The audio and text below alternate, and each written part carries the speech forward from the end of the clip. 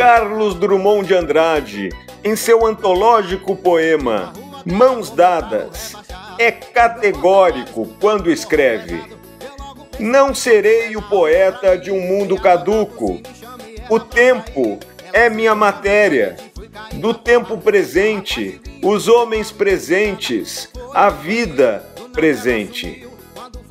E tudo indica que suas palavras foram seguidas por muitos dos nossos mais prestigiosos poetas, contistas, dramaturgos, novelistas e romancistas da contemporaneidade, esses que fazem a literatura viva no país do agora.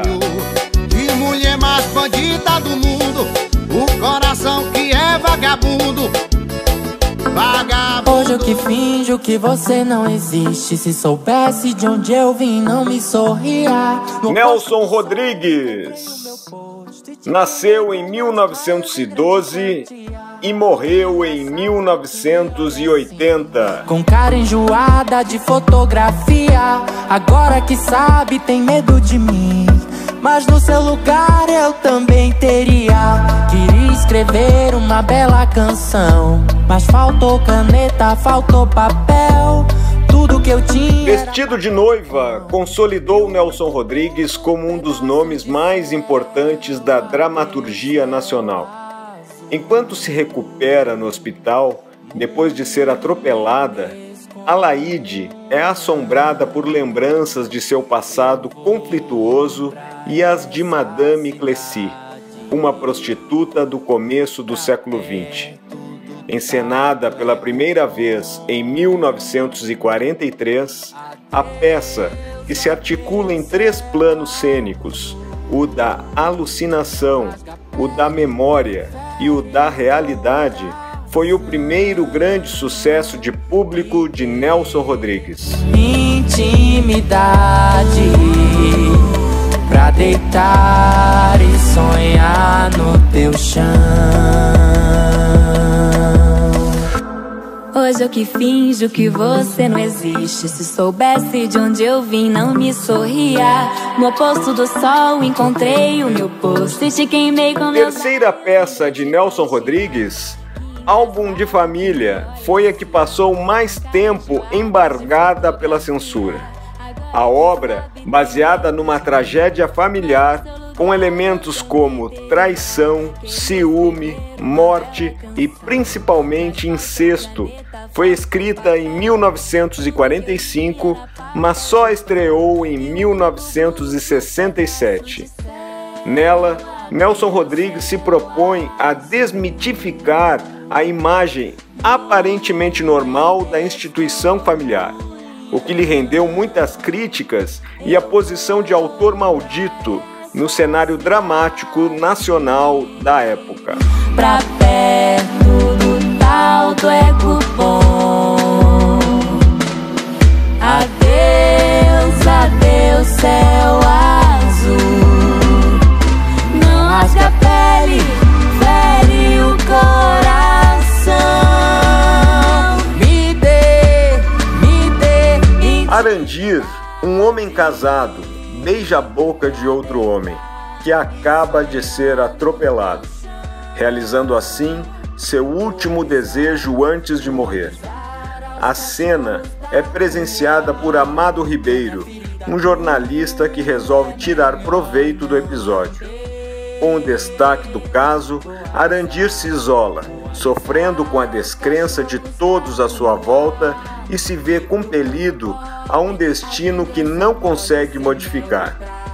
Sexualidade, intrigas, falta de ética da imprensa e da polícia e crise familiar são os ingredientes da peça O Beijo no Asfalto, de Nelson Rodrigues, escrita em 1960 para Fernanda Montenegro, que estrelou a primeira montagem em 1961.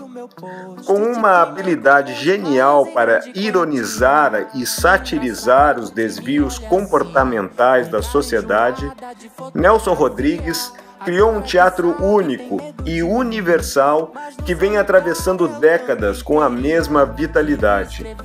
Sua obra inaugurou e consolidou o modernismo no teatro brasileiro. Era papel de pão e o único blues, o pedaço de céu. Adeus, céu azul.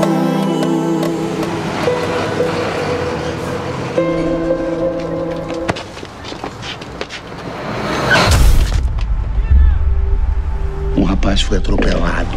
Tava juntinho de mim. Não sei como ele desequilibrou, caiu pra frente. O lotação passou por cima do sujeito. De repente, um outro cara aparece, ajoelha-se no asfalto. Mas o que foi que ele fez? Beijou o rapaz que estava agonizante. Há quanto tempo que você conheceu o cara? Que cara? O morto. Não conhecia. Que piada é essa, mano? Arandir me diria, papai. Digamos que seu marido não seja exatamente como você pensa. O jornal diz. Não foi o primeiro beijo, nem foi a primeira vez. O jornal tá rodando e tem uma manchete do tamanho de um bonde. O beijo no asfalto é crime. O rapaz me pediu um beijo. Dona Selminha, onde é que está o seu marido? Eu não sei.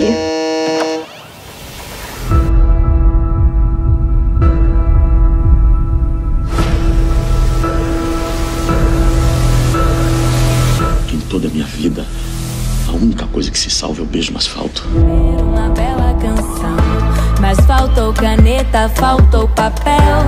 Tudo que eu tinha era papel de pão e o único blues, o pedaço de céu. O bicheiro Boca de Ouro é uma figura temida e megalomaníaca que tem esse apelido porque, ao melhorar de vida, trocou os dentes perfeitos por uma reluzente dentadura de ouro. Quando Boca é assassinado, seu passado é vasculhado por um repórter de um jornal sensacionalista em busca de histórias escabrosas. A fonte do jornalista é Dona Guigui, a volúvel e passional ex-amante do contraventor. Uma mulher que, ao sabor de seus humores, revela diferentes versões da mesma história. Deitar e sonhar no teu chão. Vou avisar aos cachorros da rua. Quem? Leleco. Marido da Celeste? Dona Guigui, a senhora sabe de algum crime bacana do Boca de Ouro? Um crime bacana? Se você soubesse o que o Boca de Ouro fez com o Leleco, o marido da Celeste. Diz, tu acha tua mulher bonitinha? Quanto é que você quer de mim, rapaz? O senhor sabe. Isso é o cacete. Eu gosto que me chamem de Boca de Ouro. Uau. Mas tem uma condição. Eu quero que a tua mulher venha buscar esse dinheiro pessoalmente. Quer dizer que o Boca tomou a mulher do Leleco? Para de pichar o Boca de Ouro, Guigui. Calma, gente. Boca de Ouro não mata mais ninguém. Morreu. Assassinado. Morreu? A senhora não sabia mesmo, dona Não Guigui? publica nada do que eu disse, eu te peço. Eu falei aqueles troços por raiva. Na verdade, a Celeste era uma sonsa. Não tinha nada de inocente, pelo contrário. Eu vou dizer por que você me traiu. Dinheiro. Ele viu a gente no táxi, viu você me beijando. Ficou louco, ele quase me mata. Eu não vou ficar aqui pra ouvir isso. Madame. Boca. A verdade é que o Boca de Ouro era um covarde. Eu não sou mais nem o que os jornais dizem que eu sou. O Boca era homem ali. Macho como uma mulher gosta. Eu disse que eu vim aqui pra ficar, não foi, Boca? Foi. Se não é amor, se não é dinheiro, por que foi que você me corneou? Boca é um santo. Tudo que dizem dele é mentira, Boca nunca matou. Matou, Boca? Nunca. Mataram um Boca de Ouro? Agorinha há pouco. E parece que foi uma mulher. Pensando bem, eu sou meio Deus mesmo.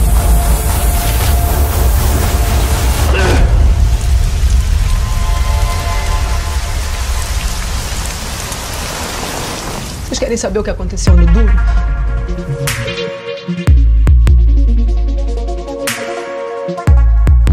Murilo Rubião nasceu em 1916 e morreu em 1991.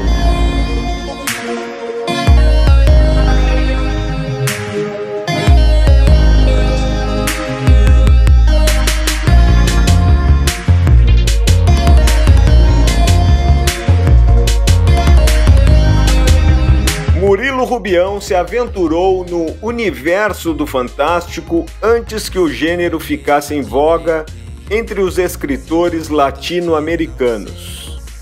Além de precursor, seus contos foram escritos em sua maioria entre os anos 1940 e 1960.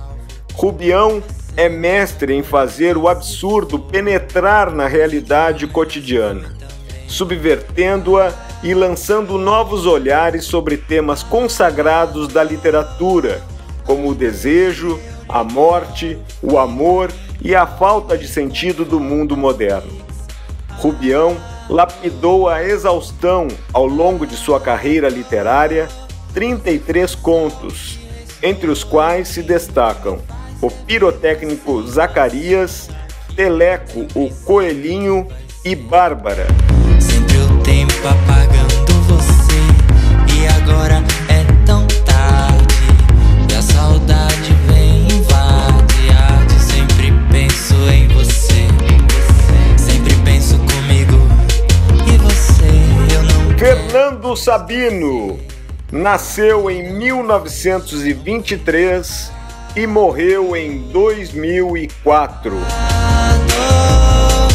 Não me deixe, eu lhe imploro, fica, me envolve, me conforta, fixa. A dor, você foi só o que restou. Nesse clássico de Fernando Sabino, o leitor é transportado para o estado de Minas Gerais, mais precisamente para Rio Acima, pequena cidade onde nasce Geraldo Viramundo. O protagonista cresce e se dá conta de que sua forma de encarar o mundo está se transformando. Já rapaz, interessa-se por saber os detalhes da vida religiosa, até decidir entrar para o seminário, em Mariana. Todavia, ele sai de lá e dá continuidade a uma vida cheia de aventuras e reviravoltas. Passa pelo hospício, pelo exército, pela política, apaixona-se, mas não consegue se encaixar em nenhuma dessas realidades. Ele então avança na sua jornada, passando por Ouro Preto, Barbacena, Juiz de Fora, Uberaba, Cataguases e tantas outras cidades mineiras, envolvendo-se em divertidas peripécias até encerrar sua jornada em Belo Horizonte. Apesar dos mal-entendidos com os quais se envolve, Viramundo é um cidadão bem intencionado, que faz o bem e acredita nas pessoas, mas em várias ocasiões é usado por elas.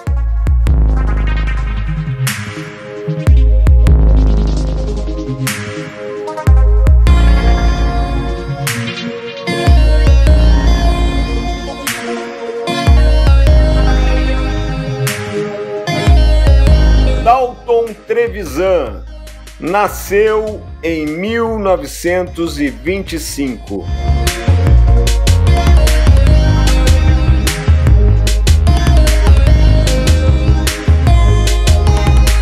Sempre o medo de perder, sempre o medo de não ser você, mas agora eu sei. Assim como um vampiro é capaz de tudo em sua busca pela satisfação do sangue, os personagens dos contos que compõem O Vampiro de Curitiba buscam sem culpa, pudor ou censura, o prazer a qualquer custo. Considerado uma obra-prima do autor, esse livro traz Dalton Trevisan em sua forma mais clássica, objetivo, conciso, minimalista e afeito a referências literárias de toda sorte, levando sua mistura de ironia e pessimismo aos extremos mais chocantes e repulsivos da degradação humana. Essas histórias representam situações limites sociais, psicológicas ou existenciais que, por seu absurdo, contêm elementos de paródia, humor e fantasia, ao mesmo tempo que exploram a crueldade e a sordidez, reveladas nas incontroláveis fantasias que determinam os impulsos mais profundos da humanidade.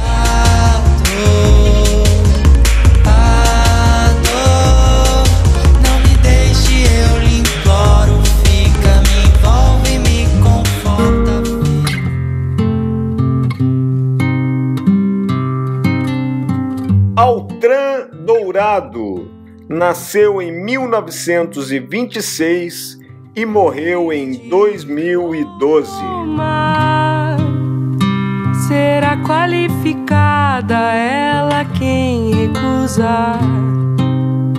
Segue receita tal, a receita cultural do marido da família. Só quem regressa à cidade de origem depois de muitos anos sabe o que é ser repentinamente tragado pelo turvo córrego da memória. Eis a sensação experimentada pelo escritor João Fonseca Ribeiro, o protagonista de O Risco do Bordado, ao visitar a velha cidadezinha de Duas Pontes, um típico e encantador microcosmo mineiro.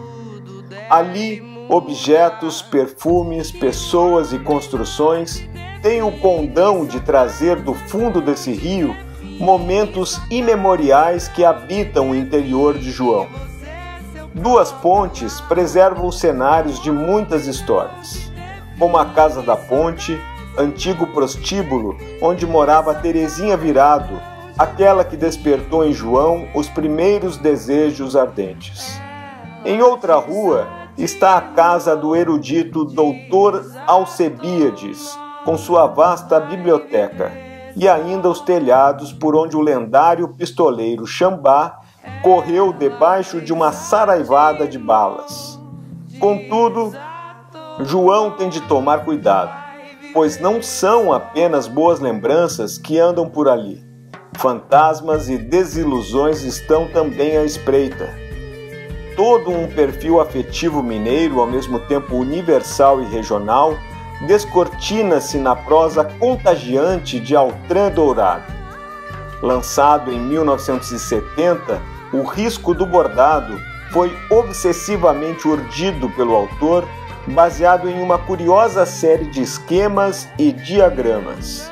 O resultado é um livro que consegue a façanha de retratar a experiência da lembrança com um encanto poucas vezes visto. Prefiro queimar o mapa, traça de novo a estrada, ver cores nas cinzas e a vida reinventar, e o homem não me... Ferreira Goulart nasceu em 1930 e morreu em 2016. Sou meu próprio lar. O homem não me define, minha casa não me define, minha carne não me define, eu sou meu próprio lar. Ela diz. Publicado originalmente em 1976, Poema Sujo transformou a paisagem da poesia brasileira com sua torrente arrebatadora de versos, expressão máxima de uma subjetividade convulsa pela atmosfera sufocante da ditadura.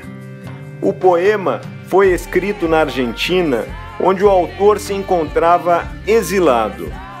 Abre aspas. Sentia-me dentro de um cerco que se fechava. Decidi, então, escrever um poema que fosse o meu testemunho final, antes que me calassem para sempre. Fecha aspas. Escreveu Goulart.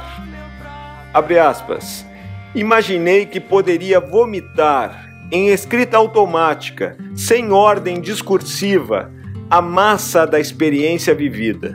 Lançar o passado engolfada sobre o papel e, a partir desse magma, construir o poema que encerraria a minha aventura biográfica e literária. Fecha aspas. Mais de 40 anos depois, o poema continua atual como nunca. Receita tal, a receita cultural do marido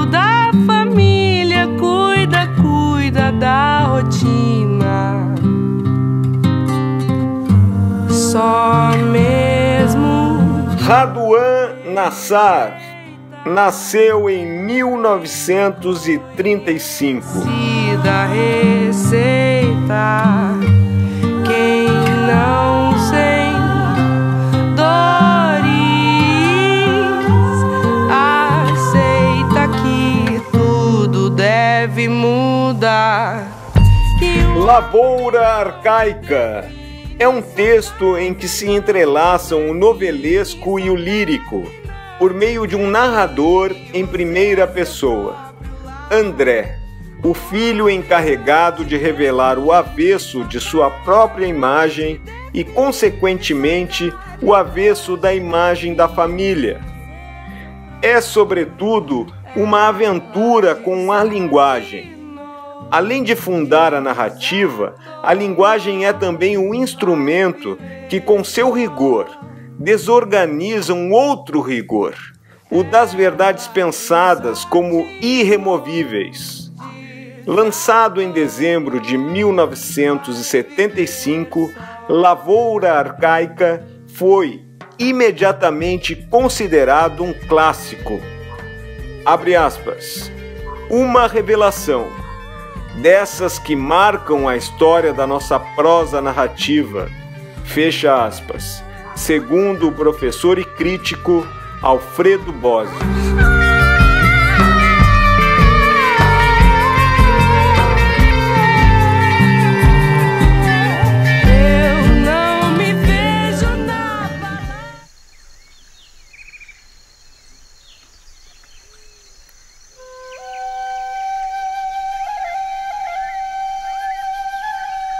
Era boa a luz doméstica da nossa infância. Pão caseiro sobre a mesa, café com leite, a manteigueira.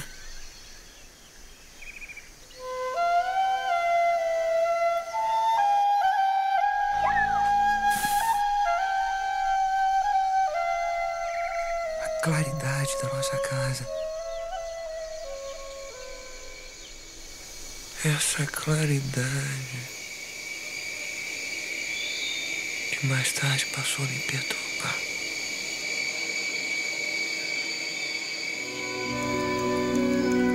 Macdo. Traga-lhe de volta, Pedro. O tempo é o maior tesouro de que um homem pode dispor. Onde estiver há de estar o irmão também.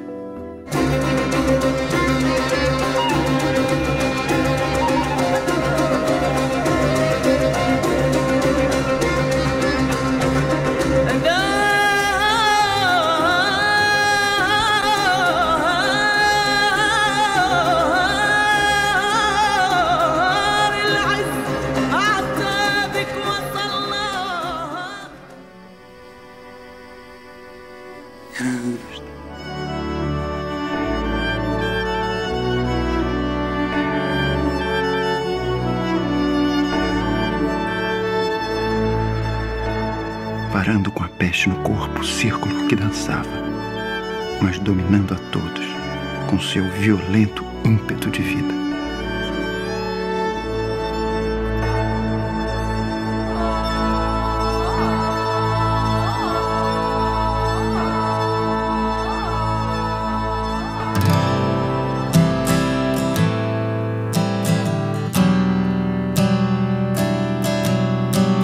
Moacir Scliar nasceu em 1937 e morreu em 2011. Que olhar de criança no sol da manhã. Chuva de carinho é o que posso pedir nessa imagem tão sã. Lindo no horizonte o amanhã. Essa é uma história de imigrantes, de russos, de judeus, de comunistas, de índios, de Noel Nutz, de pequenos comerciantes, de várias formas de ser brasileiro, de pais e mães, de filhos e amigos, de diferentes qualidades de amor e ódio, de cartas que não escrevemos, de lutas contra a dor. Dando voz a um dono de armarinho que dispersou afetos entre miudezas empoeiradas, Scliar enlaça todas as histórias nesse romance. Elas, às vezes, nos fazem rir, sempre nos confrontam com uma melancolia irremediável e se incorporam à nossa experiência de leitores de forma definitiva. Com sua prosa concisa, o autor associa magistralmente humor e lirismo nas memórias de um imigrante judeu russo, contrapondo uma vida insignificante aos grandes feitos do amigo dos índios, Noel Nutz, seu suposto companheiro de viagem na vinda para o Brasil. Coisa que faça sorrir, aquietar o silêncio, as dores daqui. Ser amor pra quem anseia, solidão de casa cheia, dar a voz que... Abre aspas. Pequenas histórias, grande literatura. Numa noite de temporal, um navio naufragou ao largo da costa africana. Partiu-se ao meio e foi ao fundo em menos de 1 minuto. Passageiros e tripulantes pereceram instantaneamente.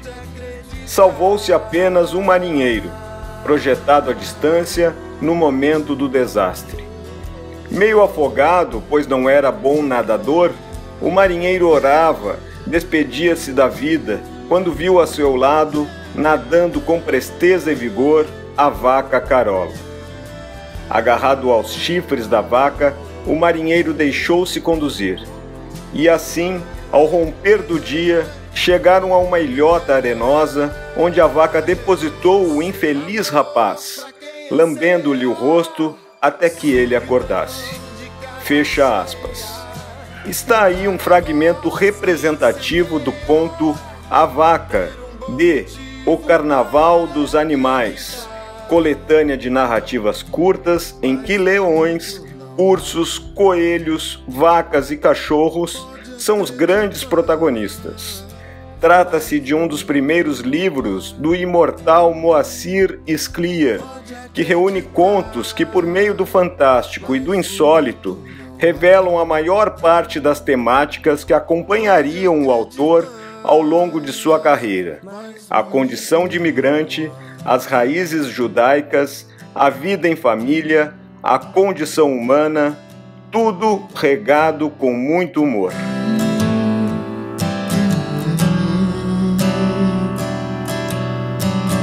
Nada mais belo que olhar de criança no sol da manhã.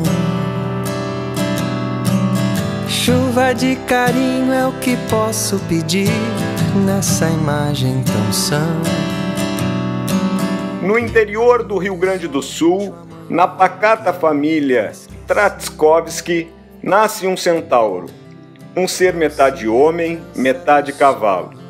Seu nome é Guedali, quarto filho de um casal de imigrantes judeus russos. A partir desse evento fantástico, Scliar constrói um romance que se situa entre a fábula e o realismo, evidenciando a dualidade da vida em sociedade em que é preciso harmonizar individualismo e coletividade. A figura do centauro também ilustra a divisão étnica e religiosa dos judeus, um povo perseguido por sua singularidade. Guedali cresce solitário, excluído. Numa narrativa provocadora, ele rememora sua vida desde o nascimento em 4 irmãos, passando pela juventude em Porto Alegre, até chegar ao Marrocos. A beleza e em gesto pequeno terá imensidão. Como espalhar por aí qualquer coisa que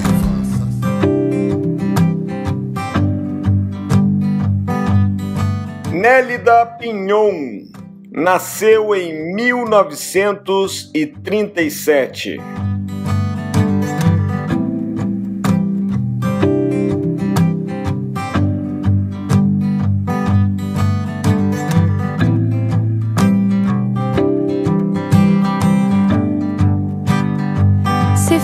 preciso. Um dos pontos mais altos da literatura brasileira, essencial em qualquer biblioteca, é o romance A República dos Sonhos. Nélida Pinhon busca em suas raízes galegas a inspiração para criar uma saga sobre as aventuras dos imigrantes que aportaram no Brasil na virada do século e um legado cultural construído com lágrimas, suor e sonhos. Madruga é o jovem camponês que deixa a Galícia natal para embarcar num navio com destino ao Rio de Janeiro, tendo ao lado o companheiro Venâncio. A partir de um emprego humilde numa pensão da Praça Mauá, a vida de Madruga descreve uma trajetória de êxitos e fracassos que põe à prova seus ideais de liberdade e felicidade. Décadas depois, cabe à neta, Breta, juntar os fragmentos e reconstituir a história de sua família, que se confunde com a história recente do país. Eu quero partilhar a vida boa com você. Eu quero partilhar a vida boa com você. Que amor tão grande tem que ser vivido a todo instante. Em Uma Furtiva Lágrima, Nélida Pinhon vale-se mais uma vez de sua fina capacidade de costurar reminiscências. Sua família de imigrantes possibilitou a vivência simultânea do imaginário galego-espanhol e do brasileiro, habilitando a autora a frequentar o cânone e as grandes civilizações de duas culturas muito ricas desde o começo da vida. Desde sempre escrevendo sem pausa, Nélida nunca se habituou ao, abre aspas, terro baldio da literatura da vida, fecha aspas.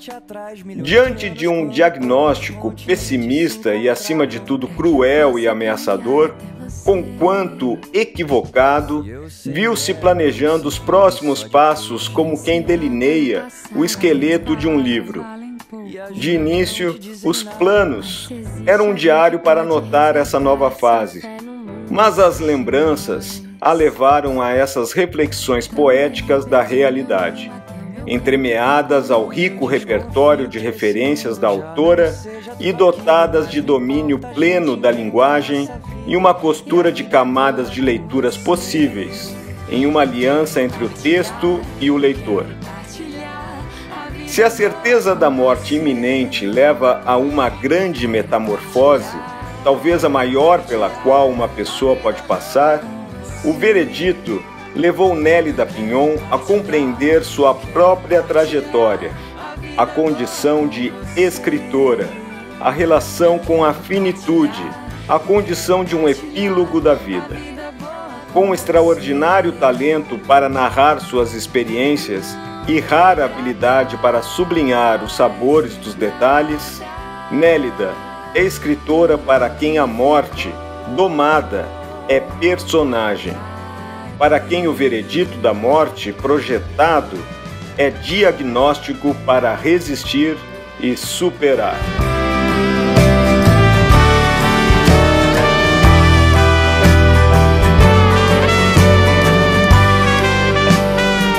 Eu quero partilhar.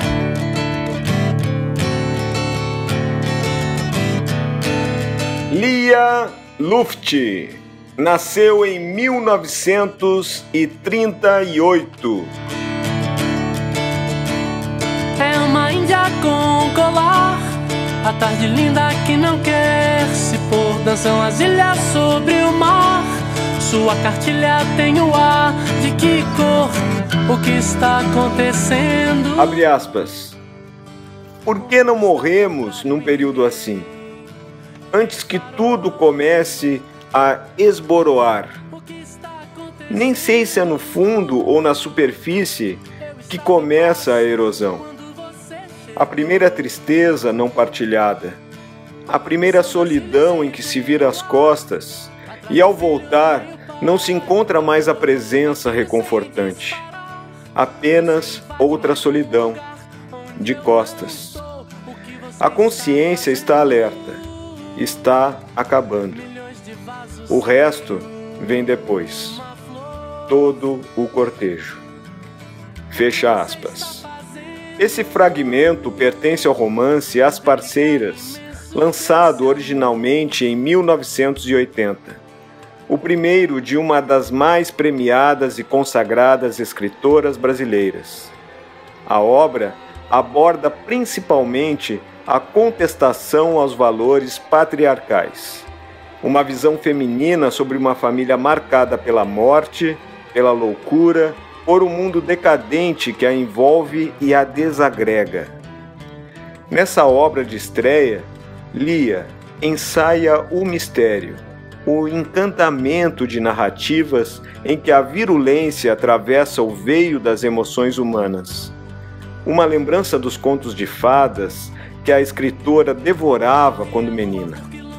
As doses maciças de fantasia, princesas, bruxas e magia a marcaram, forjando os elementos predominantes em suas produções. Peço o contrário, ver o sol se pôr, porque está amanhecendo. Se não vou beijar seus lábios quando você... Sérgio Faraco nasceu em 1940. Pura semente dura o futuro amor. Eu sou a chuva pra você secar. Pelos unidos das suas asas, você me falou o que você está dizendo. Milhões de frases sem nenhum. Obra de um autor que preza a palavra exata, a tensão contida e, sobretudo, os dramas internos do indivíduo. Dançar Tango em Porto Alegre, publicada em 1998, mostra não pérolas, mas gemas cuidadosamente lapidadas da narrativa brasileira contemporânea, concentradas em 3 temas. O primeiro, contos desenvolvidos na paisagem rural fronteiriça do Rio Grande do Sul, onde os protagonistas debatem-se intimamente entre, de um lado, a tentativa de reter valores ancestrais e o próprio passado que se esvai, e do outro, a submissão, a modernização e a passagem do tempo. Em segundo lugar, narrativa sobre o trespassar da inocência infantil por fortes experiências emocionais e de iniciação sexual. E por último, contos sobre o indivíduo que, melancólico e solitário, não se adapta ao espaço urbano. O mundo está ao contrário e ninguém reparou o que está acontecendo. Eu estava em paz quando você chegou. João Gilberto Noll nasceu em 1947 e morreu em 2017. Um lugar onde eu não estou, o que você está fazendo? Milhões de vasos sem nenhuma flor. O que você está fazendo?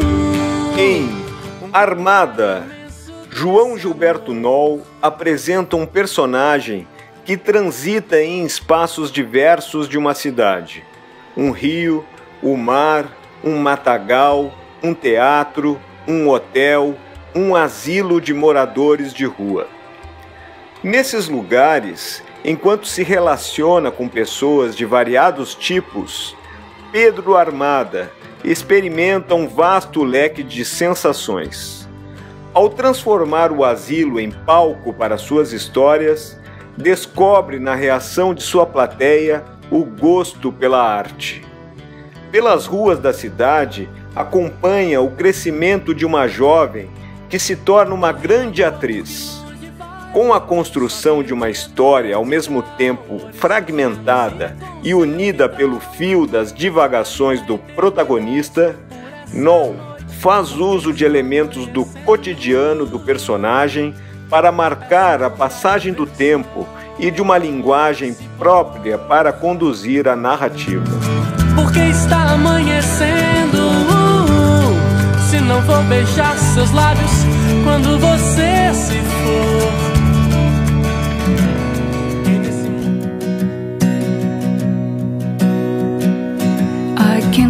Caio Fernando Abreu nasceu em 1948 e morreu em 1996.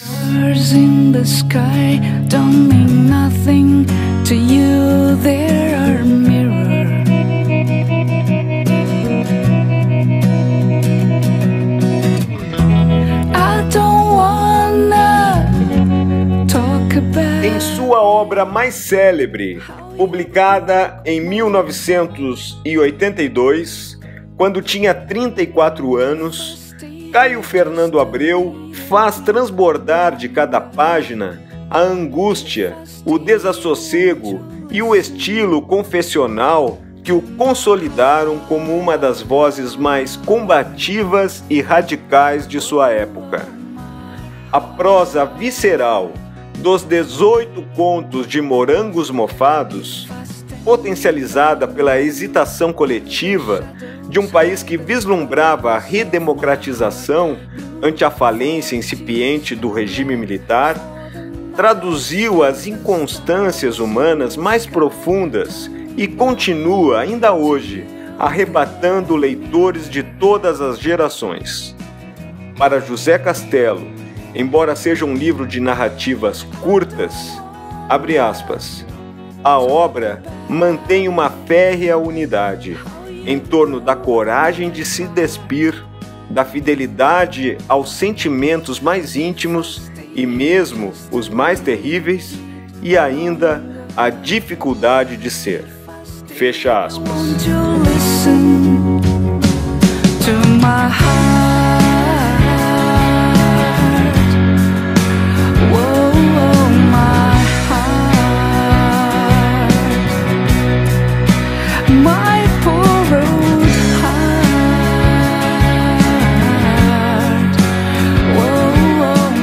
Ovo Apunhalado, terceiro livro de Caio Fernando Abreu, presenteia o leitor com 21 contos, divididos em 3 partes: Alfa, Beta e Gama. O livro foi primeiro publicado em 1975, refletindo os acontecimentos vigentes da sociedade da década de 1970. E não muito tempo depois, foi alvo da censura, tendo alguns de seus trechos cortados e 3 contos excluídos, o que levou a ser republicado em 1984. O livro conta com um universo fantástico que captura o leitor a partir do primeiro parágrafo e o carrega por diferentes estados de excitação. Os personagens trazem consigo uma carga de emoção e intimismo que, mesmo sendo os desejos e aflições exprimidos da sociedade da década de 70, conseguem atravessar os degraus do tempo e fazer com que o leitor de hoje se sinta desnudado e descrito pelo próprio Caio, o que talvez justifique as frases perambulantes pelas redes sociais.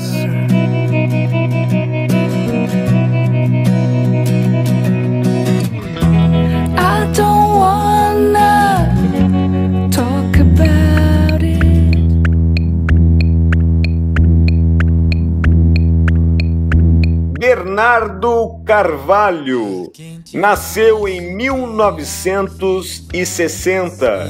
Vapor que vem do mar, geleiras vão derreter, o vento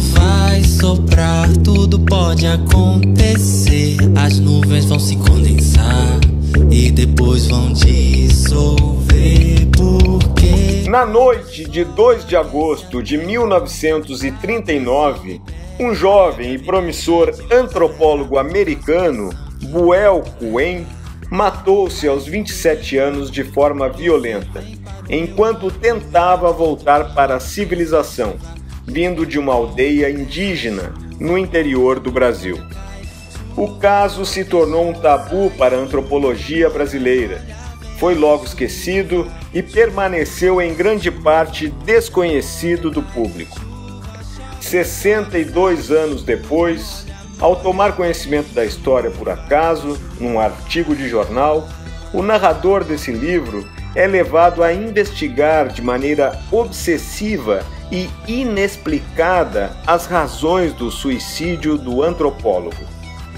Em sua busca obstinada pelas cartas do morto ou pelo testamento de um engenheiro que ficara amigo do antropólogo nos seus últimos meses de vida, o narrador é guiado por razões pessoais que não serão reveladas até o final do romance, mas que dizem respeito à sua experiência de criança na selva, à história e à morte de seu próprio pai.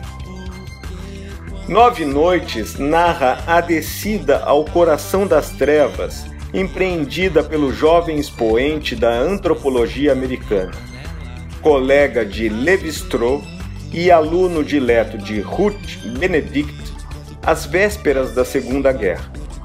A história é contada em 2 tempos, na tribo dos índios Craho, interior do sertão brasileiro, e na combinação progressiva entre a busca pelo testamento do engenheiro e a pesquisa que o narrador vai fazendo em arquivos atrás das cartas do antropólogo e dos que o conheceram na época.